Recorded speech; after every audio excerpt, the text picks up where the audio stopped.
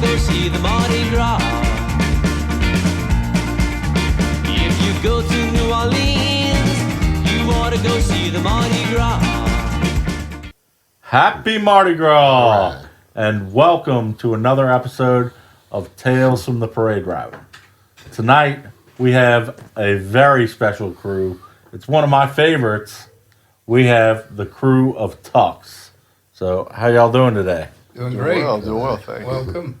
So, for starters, I know y'all are celebrating y'all's 52nd year this year. That's correct. So, tell us a little bit how the crew came to be. I mean, being named after a bar, you know, it only comes with, it has to be one of those, you know, drinking around the bar. It had to be. Yeah, you know, like, how did y'all come to be? Well, you know, they do drink in New Orleans. Loyola University had fraternities called PKT, Phi Kappa Theta. And we had a bunch of fraternity brothers that happened to frequent a bar called Friar Tuck's. In fact, it was our study hall. That's where we made sure all of our pledges and all of our members got good grades, so we would hang out at Friar Tuck's and study very hard.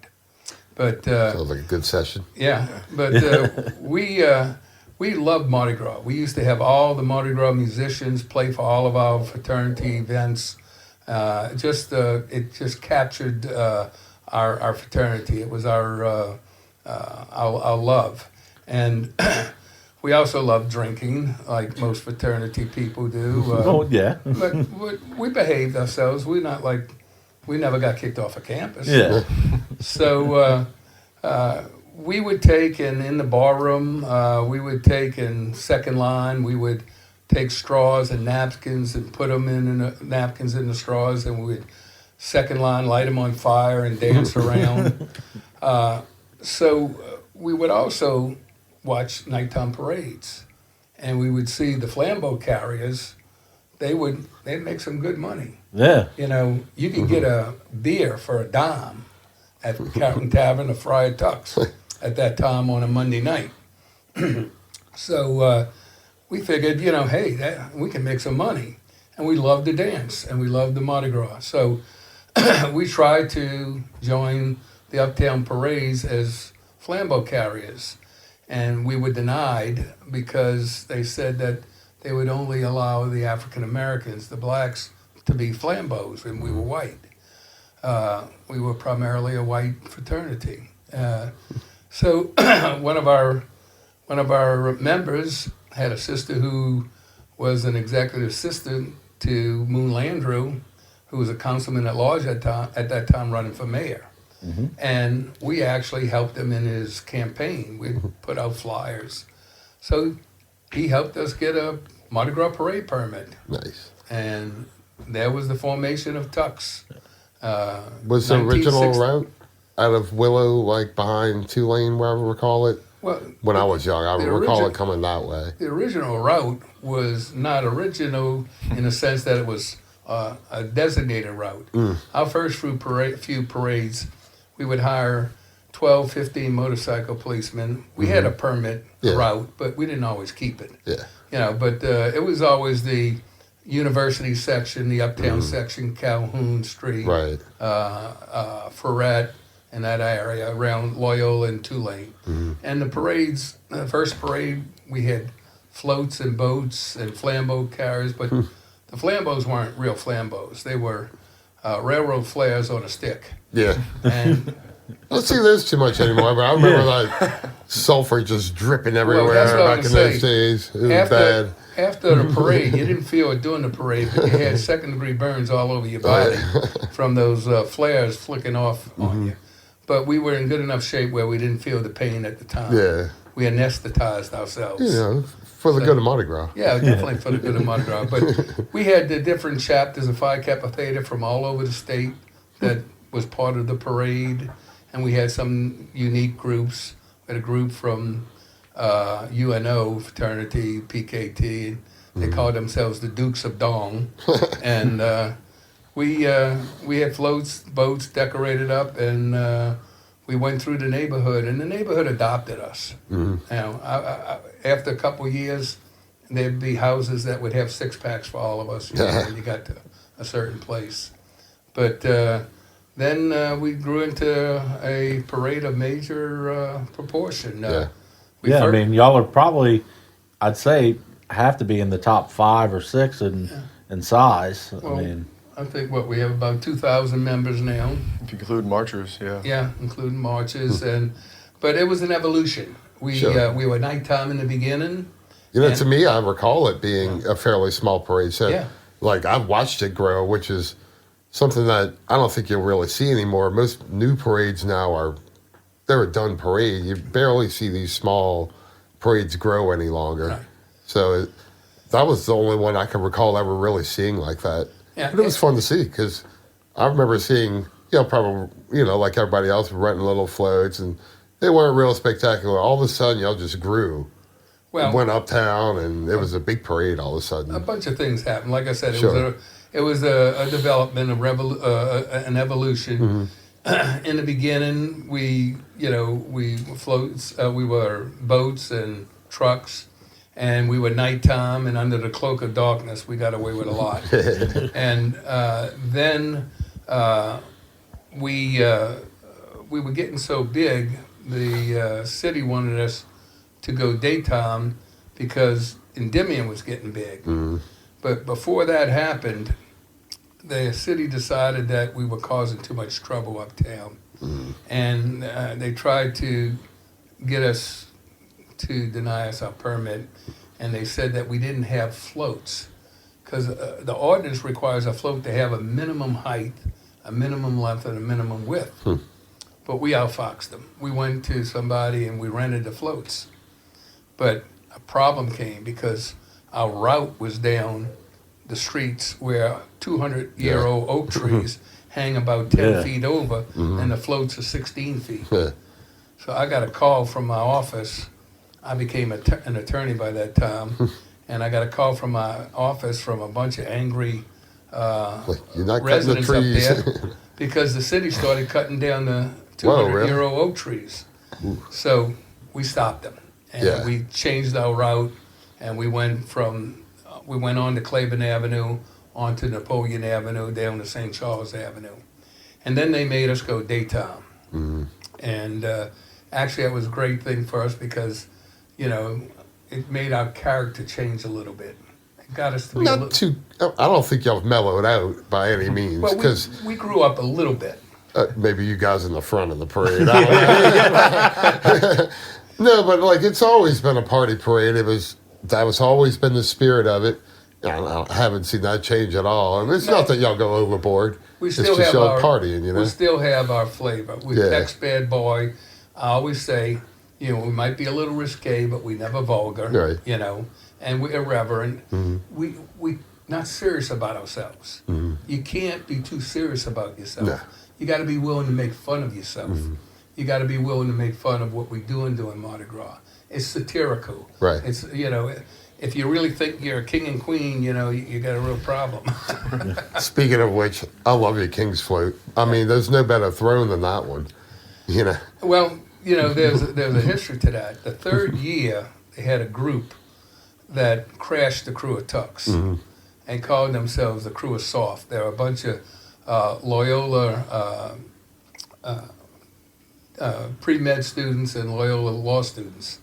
And they built this little float themselves, and they called it Blaine Kern Eat Your Heart Out. And they had 2 toilets, gold toilets, and the king and queen, they had their king and queen.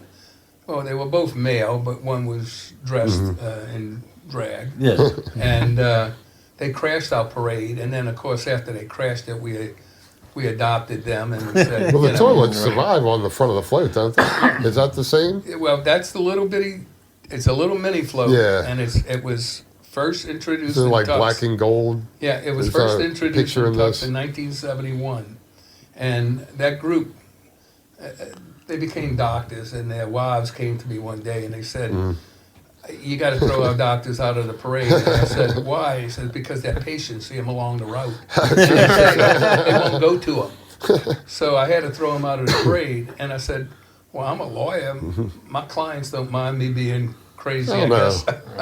guess. But I guess it's different when you're dealing with somebody's life and health. Yeah, well, I mean, I don't know. I wouldn't mind seeing it, but I'm a Mardi Gras. Got your It's surgery like, next week. you're like, Good to see you. you're going to sober up before that anyway. Well, we're good. But I don't know. It's Mardi Gras. That's supposed to be our time to unwind. And then we took and we built our big King's float, which is a gigantic Yeah. toilet. Yeah. I Big love gold it. Big gold throne. throne, yeah. But people don't understand. There's a history to that. In the Middle Ages and the medieval time, they had a slogan: "My kingdom for a throne." Now, where do you think that came from? What do you think that is?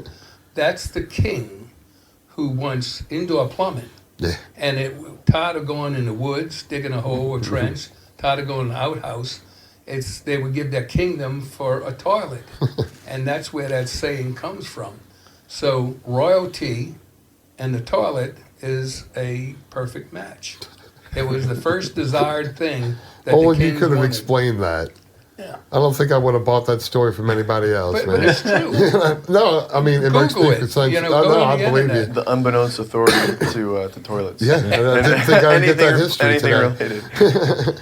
And then early on, one of our early kings was the father of one of our members, who happened to work for the city in the sanitation department, and as the sanitation director. So what we did then is he started the thing throwing toilet papers. Yeah. So that was the evolution of our throwing toilet paper. The evolution. I was curious to when that throne. started. Yeah. But our first daytime parade, the city came and wrote us up. I think it was 28 pages of violations.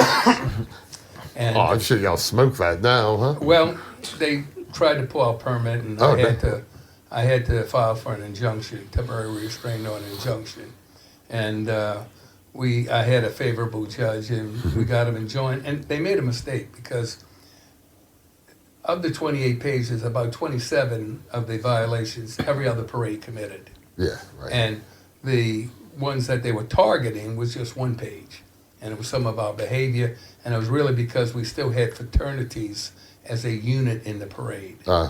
So we made a deal with the city. We got rid of the fraternities. They could be a member, Yeah, but a just whole not as a fraternity couldn't group. come Yeah. in. But they couldn't afford, a college kid couldn't afford the, the membership. So Right. I think that's when we got acceptance and respectability, if you want to call it that. I mean, that's good as word as any.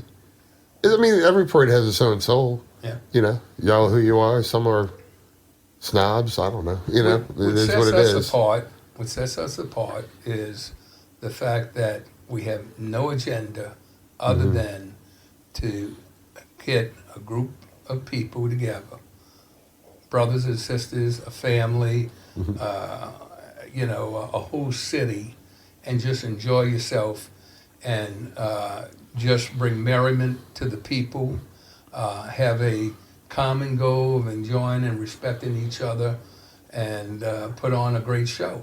That's it. It's Yeah. just we did evolve to the point where a lot of our members said, "Look, we have a social conscience. We want to do something. We want to not only just put on a show, not only just enjoy ourselves, not only just have a great time, not only just have all this comradeship. We want to do something, and we want to have a charitable heart." And Robert and Drakus Morvan, one of the members who started the parade with me, have really done a great job with our charitable foundation that we put together. And the first charitable stuff we did was about 25 years ago, but it wasn't, it was just the crew doing charitable things. Yeah, And sure. the first thing we did was we gave to the alcohol rehabilitation people. We thought we create the problem, we'll try and help fix it. Full circle. Yeah, well, like the gamblers, the The casinos Yeah. donate to Casinos the say, Gamblers Gamblers Anonymous. Anonymous. Gambling Anonymous. Yeah, so that was it. But now we have some major charities. Magnolia School is a school for challenged adults, Sure. and they have on-campus living arrangements, but they also have daytime school, and they have I think 600-700 people, and they make our toilet brushes and our plunges. I know they made those. Yeah. And Do a Got great some job. of their lovely artwork at home. yeah, and they No, the other ones. Decorated one. the decorated plunges. Exactly, yeah. Yeah, Excuse me. and they do this. They do it year round. They do it year round. Now you see, our queen has a toilet brush as her scepter, Right. and our king has a plunger as his scepter.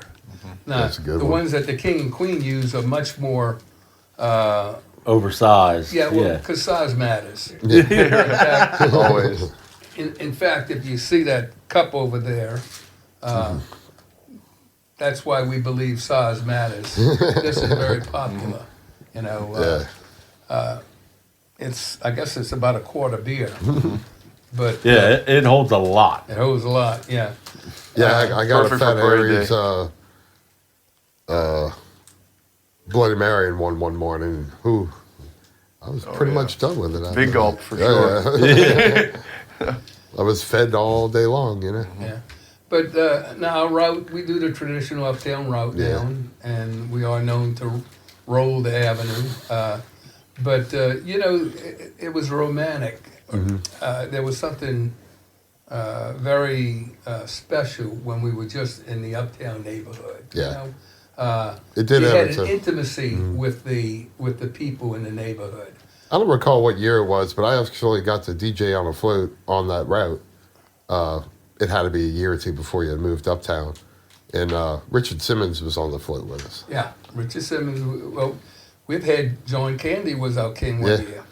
In fact, we probably have some responsibility for something not So so would- good happening about 5 years after that happened. He died of a Yeah. heart attack.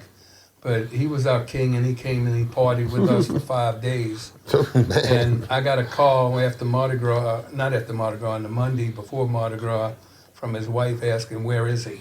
Oh, damn. And she flew in, and we went up, and he was in his suite, his hotel. He was alone. It was, Yeah. You know, alone, no females. Yeah, they he's had knocked people. out. But he had kind of indulged himself for about 5 days. And when he went home, he went and cleaned up, lost 100 pounds, and you know, stopped misbehaving, and then nobody wanted him that way. So I he did gained- something similar to a group of New York firemen that came down. I have a lot of New Orleans firemen friends, and they were coming down to help them out and just party for the week.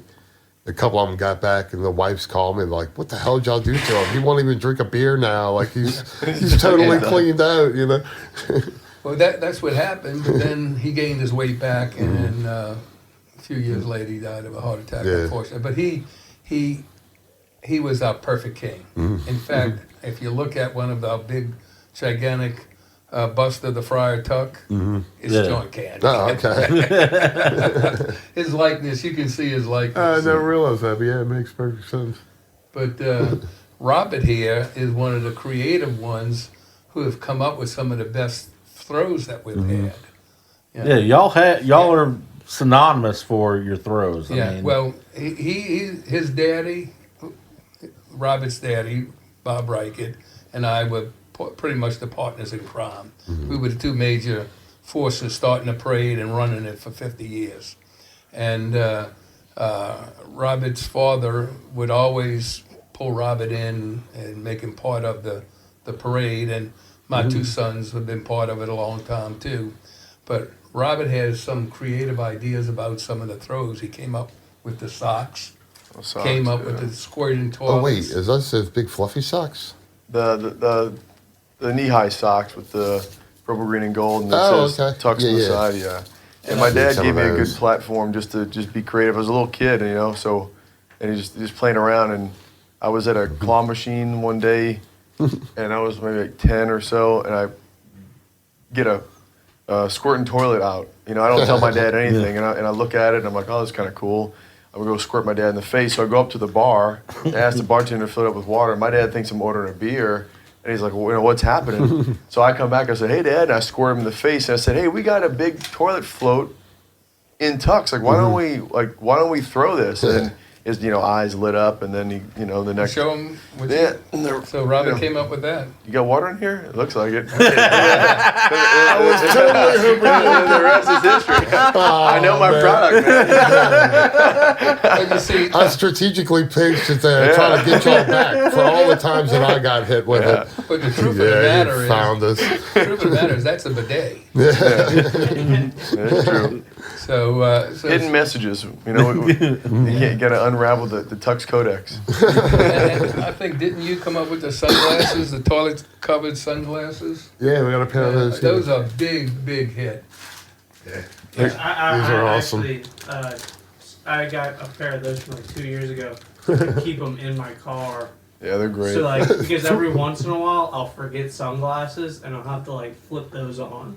Those are my emergency in the car sunglasses. Well, after Mardi Gras, at some of these nighttime shows, like late night shows, some of the people I've seen them wearing our sunglasses. The toilet seat sunglasses. That's one of the most popular things. But we have like 55 different throws, and beads are gonna be a thing of the past before it's over with. Yeah, everybody's kind of on that bandwagon now. Well, first, It's about time, Well, nobody picks them up. If they don't catch them, they're going to ground. They're there. Yeah. And then they don't want them if they're not really spectacular. Yeah. But so I generally try to keep the logos, crew logos I like. But the regular beads, I'll catch them and I'll give them to some kid or something. Yeah. That's about all. Really, only people that either if it's their first Mardi Gras, they don't really know about the signature throws, they'll go for the beads. Kids will go for the beads. But as far as the true diehard Mardi Gras people, they show up and they know what they want, and that's signature throws like these. Yeah, part of the conversation was, are our throw items going to be like functional to a certain degree? Right. Can you use them? Can you keep them? Can you wear them to parties? Or like for Halloween one year, I dressed up. I don't have a costume. It's like, do I want to wear there's a random outfit that I have, or it's like, I have a tux cape, tux glasses, tux socks, tux boxers, tux whatever. anything you can put on, and you end up becoming, Tux man, basically. Tux man, essentially. In the last minute, and then you can also, drink, and everybody's like, wow, where'd you get that from? So you can use it. And now another functional thing is the tux beer.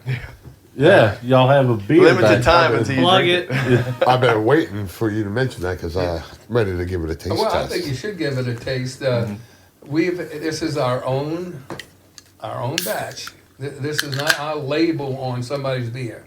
This is created through a lot of testing of a very important committee. Yeah, big shout out to Adam Lambert for all the time and effort he put into that, for sure. Lots of time drinking and tasting and sipping. And it's more of a lager. I think that's our second edition. Yeah. We got a third edition coming out, and we keep trying to tweak it. But I think and we got copyrighted our label, our can, and we think it's unique. Brew of Tux, it's a light lager with a hint of lime, so it's something that's easy crushable, easy to drink on the parade route and keep drinking. And keep drinking and keep drinking. And it keeps you hydrated. Yeah. Corona says it's your beach. We say it's our tux route. Find your tux route, Yeah. Well, we have the hashtag we use for all of our pictures on social media called Ride the Party. It's like if you're riding with us, it's a party nonstop, whether it's pre-parade, during the parade, after the parade. So naturally, it's drink the party. When you're drinking with us. So that's what we use for that too. So what's the slogan? The official slogan? For the beer or for the beer? Yeah. The name is it's the Brew of Tux. It's the Brew of Tux. But you said taste. What was it? Taste. With Corona, it was find your beach. Oh, find. I was saying find the tux route. Find the tux route. Find the tux route. But and the Corona has. They tell you, put a lime in it. Yeah. So we have a hint of lime already in there. And that's the most annoying part, trying to find a lime. Right. You guys solved it. You put it in there. It's already no in the pulp, mix. no problem. Yeah. I just hate on things to chew when I'm drinking something. Well, it's funny. A lot of beer companies had that big deal that came out, like don't fruit the beer, and then all of a sudden, like 5 years later, then they're putting fruit in their beer or whatever. So it's White Claw. Right, yeah. You asked what also sets us apart. We're truly the only co-ed parade. Yeah. The other parades that have men and women's parade, women and men, but we're about 50-50 men and women. We love women. We want to be with King women. Arthur is maybe along that same line. Not quite as many as y'all, but they have quite a few women Yeah. as well. But yeah, as far as co-ed parade, Yeah. as far as And New Orleans, that's we're- it. Since the beginning too. Yeah, from the very beginning. I always said we take anybody between 8 and 80, blonde, bow-legged, or crazy. And the crazy is probably a good thing to have. You need a couple screws loose. Yeah. You need to be a couple French fries short of a Happy Meal. There you go. But so this year we're going to be throwing a lot of sweet things because the theme is Tux hits the sweet spot. Oh, nice. So all of our floats going to be different candies. Okay. Don't get too excited. Yeah. We may or may not have edible underwear. Just have to What? wait to be seen. Yeah. At least on my float, maybe. Y'all have had. Don't eat the you cotton know, breeze. I mean, No. with 51 years of parading, y'all have had a variety of different themes. Do you have a personal favorite to where, like, it? I You think yourself, if I could get into a time machine, I love that theme. You know what I mean? Yeah, well, I tell you, and it depends because it's the throws that go with the theme. We try and we take and have 3 to 4 new throws each year, consistent with the theme. And I think we're getting better and better each year. Last year it was Tux Gets Sick, and we had the stethoscopes. Right. And they were functional. Yeah. They actually They're worked. funny, yeah. And it not only is functional, but it's also a way of bringing men and women together. It's a conversation piece. I'm checking your heart. And it's a way of bringing conversation and We'll break the ice thing. yeah, and break the ice and stuff like that. So I'm a doctor. Get out the way. I got her. You're the one that pushed her down. Like, I got her. you remember when we played doctor as kids? Yeah. If they allow that anymore, poor kids. Yeah, That was I a know, great they're game. deprived. So It's we unforgiven now. so we had briefly also mentioned some of your royalty. How do you become a king or queen with your? Well, is there a special process or? in the past, there had a time in New Orleans when movie stars and people wanted to come and be a king or a queen or a grand marshal of a Mardi Gras parade. Right. We had Eugene Levy, we had John Candy, we had Rita Coolidge, we had several other, stars. And then it got to the point where their agents got involved. When the agents got involved, it went from, buying them a plane ticket and put them in a hotel to having a whole list and contractual obligations. Yeah, like So- the concert list. band that- rider. Yeah. Right. So that ended that. I only I was one. kind of wondering why that had gone away. I can't imagine the allure of coming down from Mardi Gras went anywhere because it's only gotten better, really. Yeah. Well, Bigger, I should say, anyway. I used to deal with their manager. The manager was all right. You deal with a manager, but then the agent got involved. Yeah. And then the agent's getting money, and it's all about money. Right. Yeah. It's all They about want Want to a cut. cut. They want to They want cut. to cut. Want a piece. So that ended that. Then we started having a king and queen as a local personality. Ronnie Cole, Pete Fountain.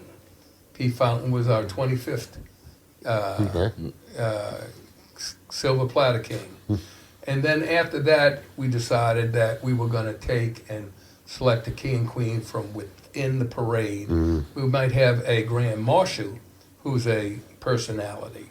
Yeah. And so that's what we started doing. And we have, it's someone who is very deserving. What we call float captains. Like Robert is a float captain. He's got maybe 2 floats with 60, 70 people. So Robert was a king, and or the queen might be a float captain, or they might be someone that does a lot of work because we have only one professional paid employee, and it's part-time. Everything else is, everybody. Volunteer. It's all volunteer. Yeah. It's all volunteer. For the love. And for the It love. honestly makes the parade better though, because it's everybody takes on the role of the parade Right. though, you know. True investment. You know, Mhm. people who actually Yeah. give back and make the parade better than it was yesterday or the year before. And you know, I'm a believer in true investments, and that's why Robert's an important part of us going forward, because his daddy started something, so he's invested in it. Yeah, sure. My two sons know I started something; they're invested in it. My son Brad has he's responsible for 300 members. Yeah. You know, so they're very invested in it, and and then we have our float captains. We have about 40 float captains, and we give them little perks. We give them a dinner, but they work so hard Yeah. and they do so much. That's really great that second generation is, Right. coming on board and taking over though, because I mean, like we saw the loss of Caesar this year. Yeah. The family just didn't want to deal with it. Yeah. You know, You and that have was to- at one time a really nice parade. You have to have a succession. I've learned that in my law practice, my Yeah. law firm. My other son, Mark, he was my partner now. Yeah. So my law There firm's you going to go. go on. But you know what the generations do, and I learned this, and it's true. It happened in a family business of mine, and it happened in the law firm, and I think it's going to happen in the Tux Parade. One generation creates something and makes it great. The next generation comes and improves it and makes it even better. And so that's what we're hoping for. Yeah. I have two sons that are both twice as smart as my wife and I put together. So I don't know how that happened. I thought, Milkman. No, I think it's a generation. offense. Well, no, I know, but there is. My mother was a genius, and I think it's a generation skip. It's My grandfather was a smart ass. That's Yeah. where I get it from. So you picked it up. Yeah, well, kind of my dad is too. Yeah.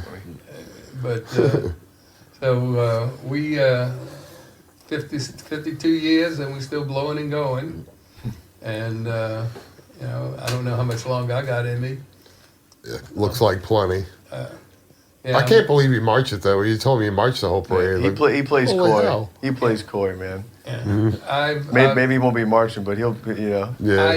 I have always marched he's gonna since day keep one, marching.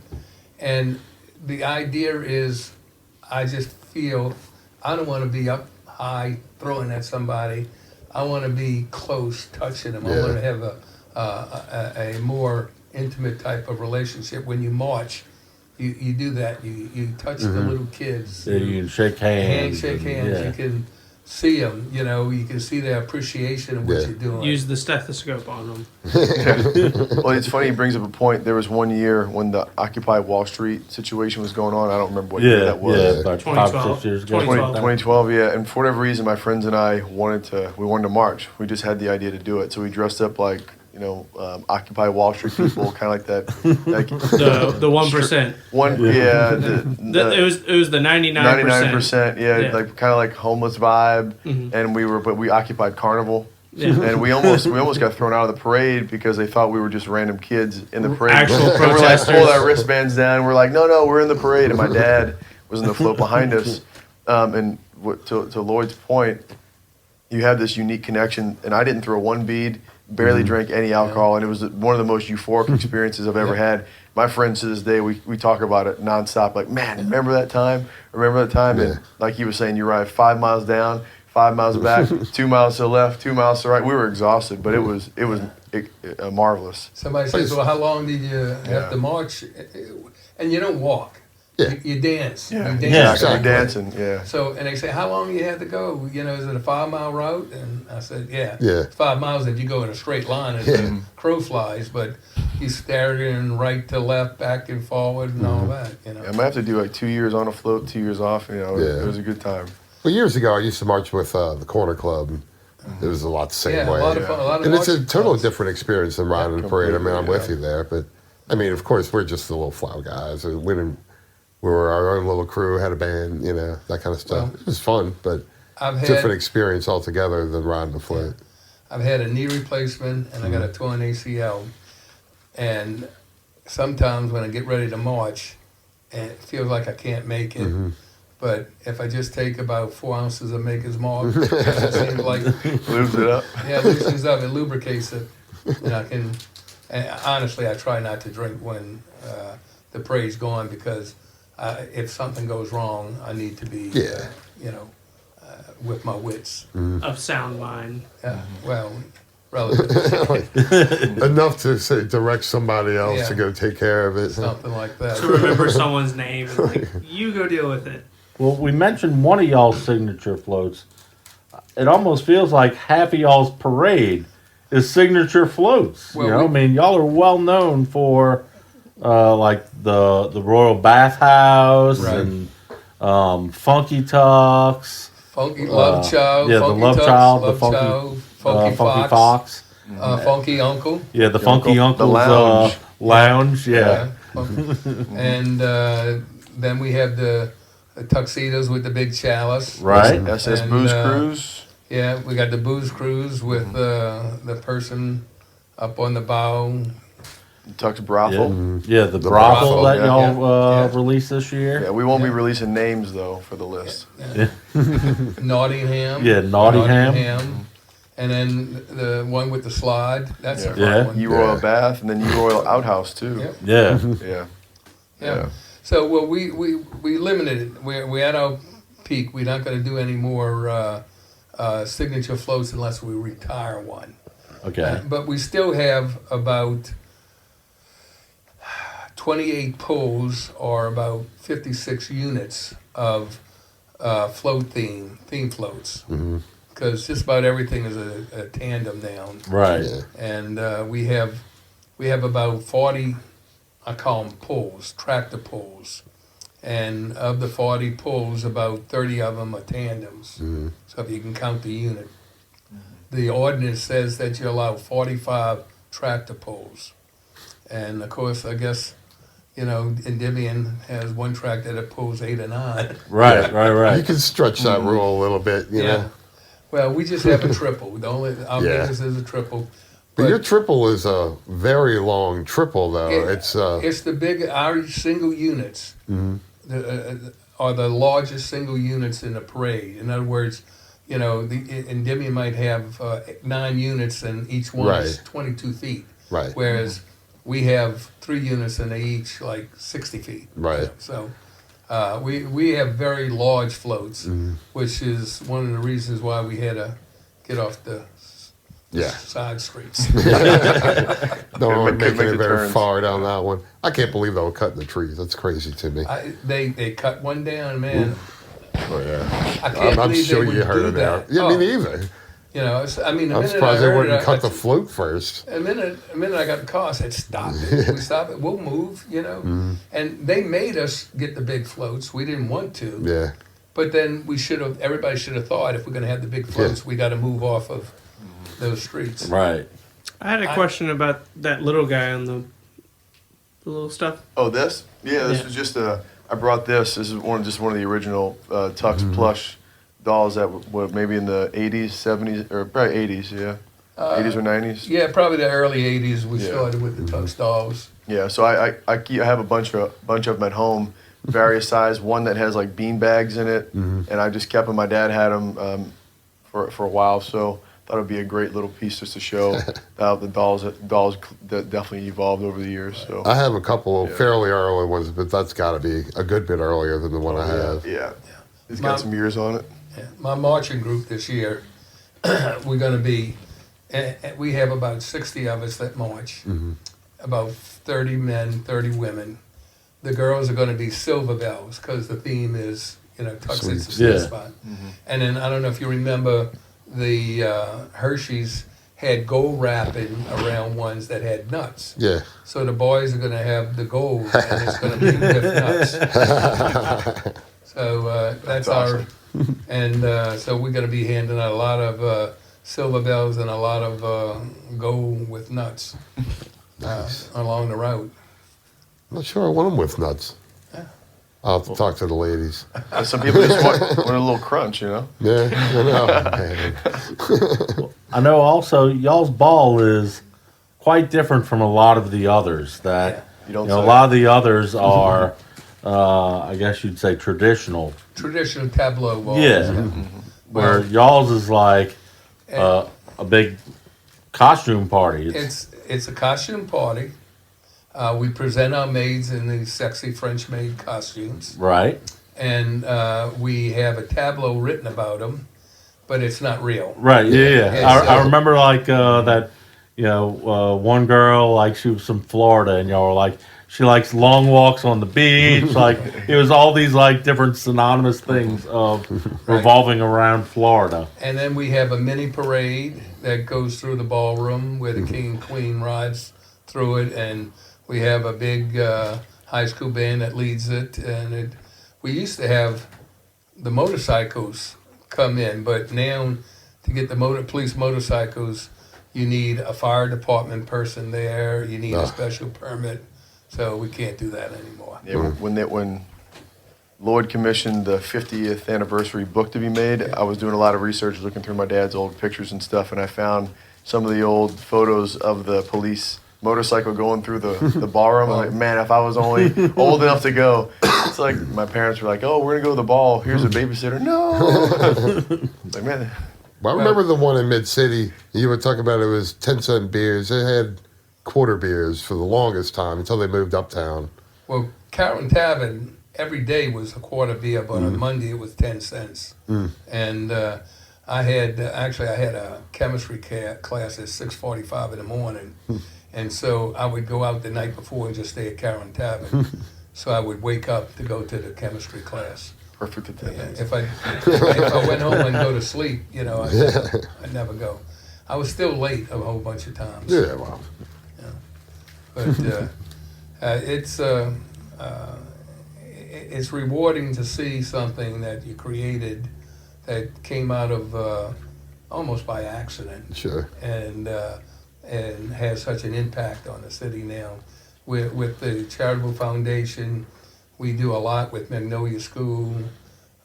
We do our, and Robert's going to talk to you a little bit more about this, but our Umbrella Walk and Gumbo Graw, which is primarily for ALS. We also going to be given to Children's Hospital a good bit this year. And so this event coming on January 25th is going to be a real winner. Why don't you tell them? Yeah, it's going to be amazing. Well, before any of that, I mean, the only reason that I'm here is because my dad, Lloyd, and his two sons, we have the opportunity. They gave us the platform to be here.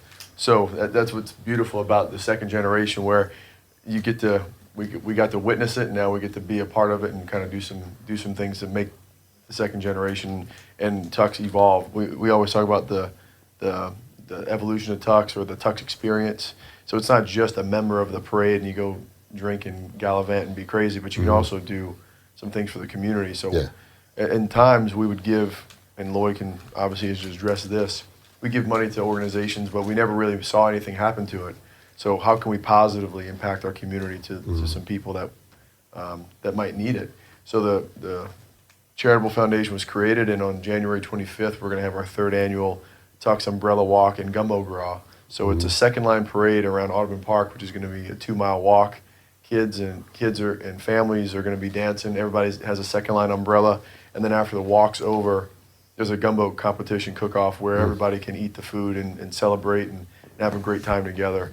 Live music will be there. Face painters, stilt walkers. It's like a true mini festival. Yeah. It's really a beautiful time to see the adults who have ALS and children with special needs and their families are just enjoying themselves, and they get face paint on. They go dance in front of the stage. It's really beautiful to see that happen. That's great. I mean, it's such direct impact. You know, you really see it. The enjoyment of it. The band Five Finger Discount is Five Finger Discount. Yeah. They're going to play, and then we have jazz bands that's going to be in front of the walk and behind the walk. Yeah. Nice. And Smashed in with music. and we're different than any other charitable event that you'll ever see thrown. Is Tux, not the charitable foundation, but Tux, the nonprofit, pays for all the cost of the event. So it's not just the profit or the net profit or the proceeds. Yeah. The total revenue generated goes 100% to the charities. Wow. 100%. You know, it's not, you know, the revenues less the expenses, Right. plus some promoters cut. Yeah. You know, if you ever see some of the, if you ever go on online, there's some of these websites that tell you what these charitable foundations Yeah, some of collect them are and sad. what percentage they actually Yeah. get. 3-4% you see a lot. It's horrendous.